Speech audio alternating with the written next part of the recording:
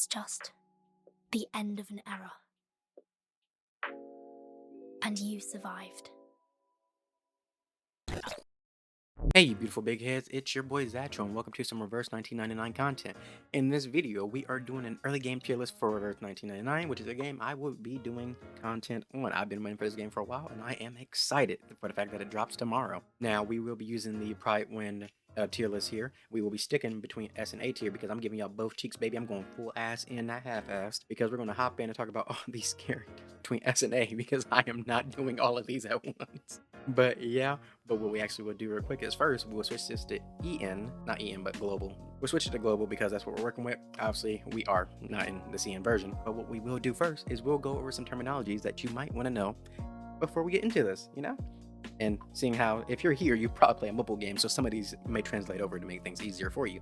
To start out with AP action points, you essentially get 1 action per playable character on the field. You have teams of 4, 3 up front, and 1 in the reserve. So if a teammate dies out of your 3-man team, the reserve will come out and you will still have 3 action points. Now if another one dies and you have 2 left, you have 2 action points. And again, if another one dies and you have 1 teammate left, you will have 1 action point. Next up, Moxie.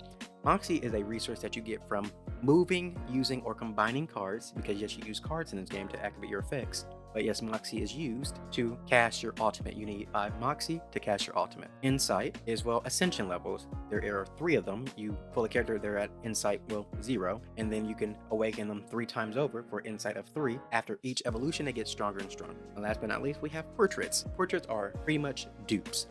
That's it. And I said that was the last one, but just remember, there's 2 other things. One is reality and mentality, which is just the 2 damage types. Reality, physical, and mentality is more of like, you can think of it as magic-based damage, you know? Yeah, that is all the terminology. Jesus Christ. But now let's hop into the first character here, which is Centurion, shall we? So Centurion is pretty much kind of the best character you can actually get right off the bat. If you're into rerolling, which I'm not, I'm just more of a you get what you get and you don't throw a fit kind of guy, and I just roll with it.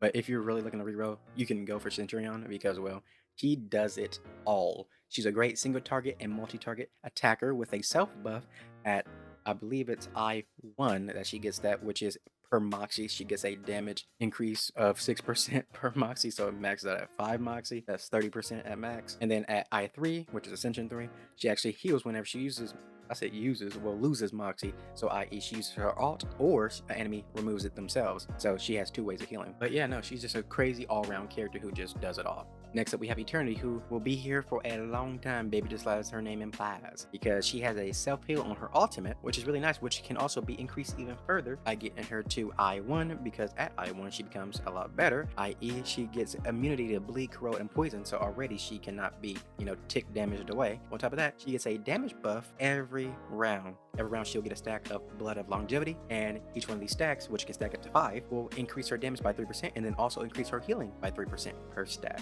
Next up is Anan, who is an amazing support for, well, any team, really. She's very splashable. With her ultimate, she can increase the rank of her own cards, which is really well because, well, her cards themselves are really good. Even though this rank up is at random, once the ultimate is cast, it does last for 2 rounds, so that's 2 rounds of a random card getting ranked up. And when it comes to her actual cards themselves, her ability 1 at max rank can actually daze an enemy, which means they cannot act at all. And then her second skill will allow her to buff allies to allow them to do more damage and take less damage for 2 whole turns. So next up here we have Bloon. Don't even know how to actually say her name, but I like saying it like that. So her ultimate actually seals the enemy, and sealing just prevents them from using their ultimates. And if she cannot seal the enemy, don't worry, because she does not care. If she cannot seal the enemy, she would have straight up removed the Moxie, so they can't even cast their ultimate. So if it ain't plan A, it will be plan B. On top of that, she herself can apply a debuff, which will allow her to do more damage. For her debuff, it will decrease enemy reality defense by up to 25%, and it will also just increase the damage they take by up to 25% at max rank. So yeah, she just does whatever she wants, which I love. Next up, we have Cetto. Cetto is a free character that you get just from playing the game, which is really good because she does quite a bit for your team. She has a damage buff that's really nice. She has an AoE damage buff that increases the damage dealt by your teammates up to 25% at max rank, but also this buff also decreases the amount of damage your teammates take, while also giving a penetration rate buff as well. So yes, that's 3 buffs in 1, baby. On top of that, her first skill, after it hits rank 2 or higher, because it goes up to 3 ranks, it can disarm enemies, which just means they can't use any attack cards during their next move. Moving on to our next character, who is Voer, who would probably be my favorite character from the beta because I just love the way she played. She's a control DPS counter attacker. So yeah, she's doing quite a bit.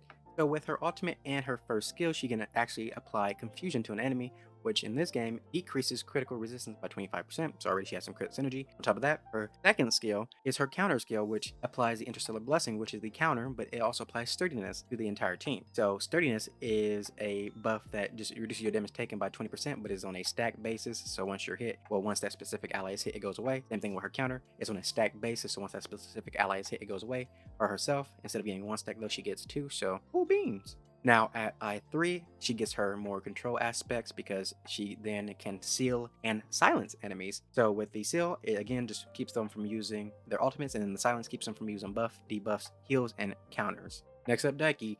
LAKEY is great because she's free. No, really though.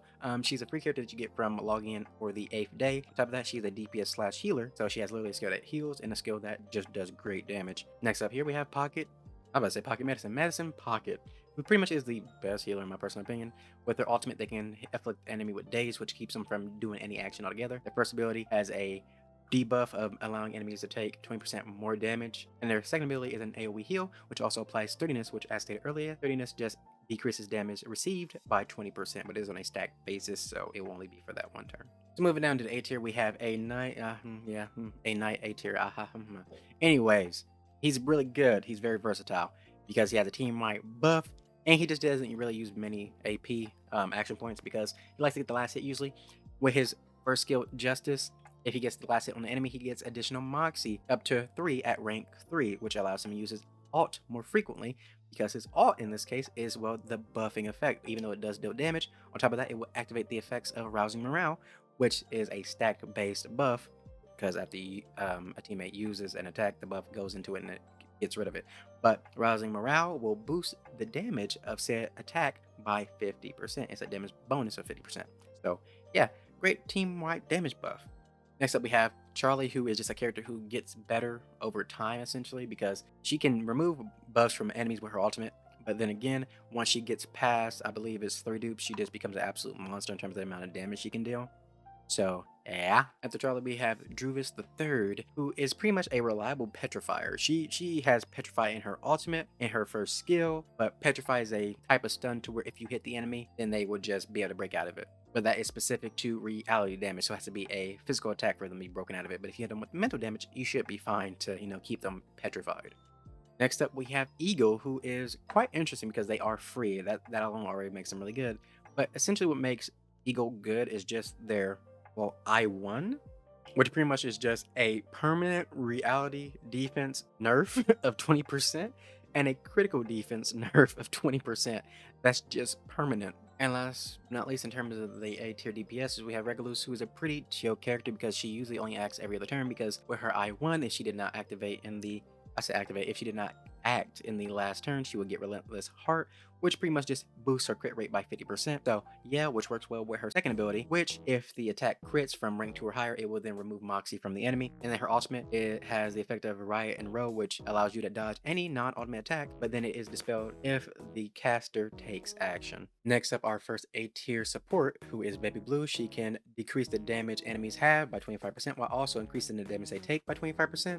She has somewhat of a stun with her ultimate through Nightmare. They cannot act, but the effect is dispelled if they take any attack. Her first ability can also decrease their mental defense by 35% as well. So yeah, a lot of debuffing going on here. So next up we have Betty, who in my opinion, she can be an S class, but I can see why, because she's just a 3-star. She is quite squishy. But I mean, the buff she has is crazy.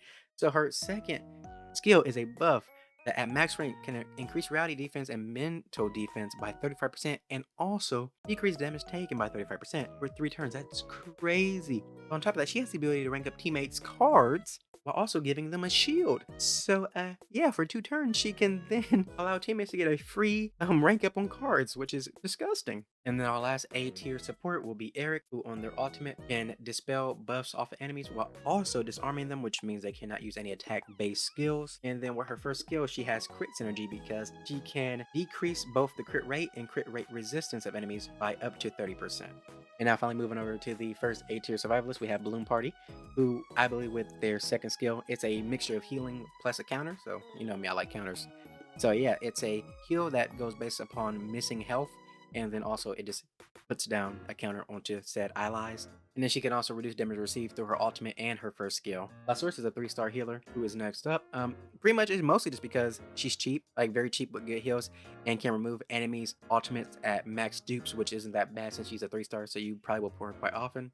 Next up, we have Oliver Fogg, who pretty much just gives a defense buff to the team. He can reduce the damage received, will also have some self-sustain through his leeching first ability. Last but not least, we have Tenet, who is a flex DPS / shooter who can increase the amount of reality damage enemies can take, so she would do better with a reality team more often than not. Well, that is everyone. That took a while, but hopefully this helps in some way, shape, or form. But yeah, I hope you enjoyed the video. Like, comment, subscribe, all that good stuff. I will see you in the next one. Love you guys, and bye-bye.